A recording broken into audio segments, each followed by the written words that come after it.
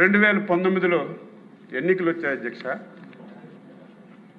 నేను ఆంధ్రప్రదేశ్ రాష్ట్ర ప్రజలు తప్పు చేశారని శాసనసభలో చెప్తున్నాను.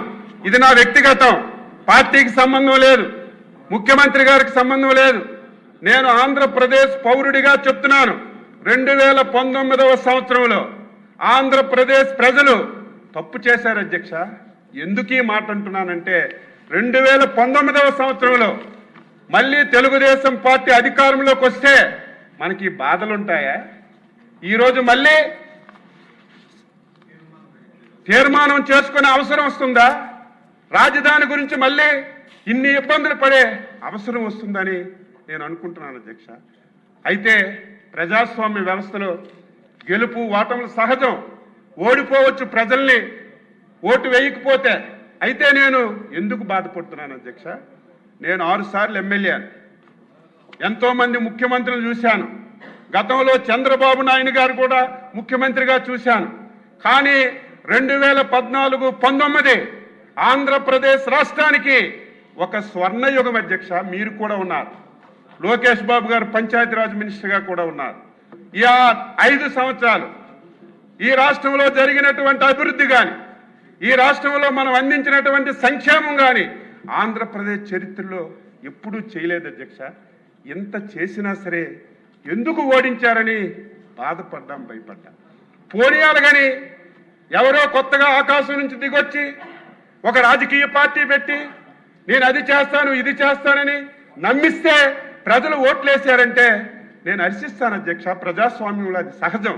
కానీ తండ్రి అధికారాన్ని అడ్డం పెట్టుకొని 1,00,000 కోట్లు దోచుకొని 16 సంవత్సరాలు జైల్లో ఉన్నటువంటి ఒక దొంగకు ఓటేశారే, అది నాకు బాధ, ఆవేదన కలుగుతుంది అధ్యక్ష. కానీ ప్రజాస్వామ్యంలో ఓటేశారు, అధికారాన్ని ఇచ్చారు, ముఖ్యమంత్రిగా బాధ్యతలు స్వీకరించారు. ఏం చేయాలి? ఈరోజు ప్రభుత్వం అంటే ఒకళ్ళ ఆస్తి, ఒకళ్ళ సొంతమా? కంటిన్యూషన్ ప్రాజెక్ట్ అధ్యక్ష. ఈరోజు జగన్మోహన్ రెడ్డి ఏదైనా చేస్తే అది మంచి ఉందంటే మనం కొనసాగించాం, ప్రజలకు ఉపయోగపడుతుందంటే దాన్ని మనం పూర్తి చేసి ప్రజలకు అంకితం చేశాం. కానీ దుర్మార్గుడు ఈ మాట అనకూడదు, కానీ అనక తప్పడం లేదు అధ్యక్ష. కష్టాల్లో బాధల్లో రైతులు 34,000 ఎకరాలు ఇచ్చి మా బతుకులు బాగుంటాయి, ఆంధ్ర రాష్ట్రానికి ఒక రాజధాని ఇస్తాం. దేశంలో అనేక నగరానికి రాజధానులు ఉన్నాయి అధ్యక్ష.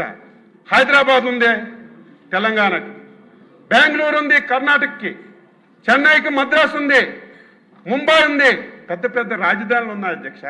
మనం ఏం తప్పు చేశాం?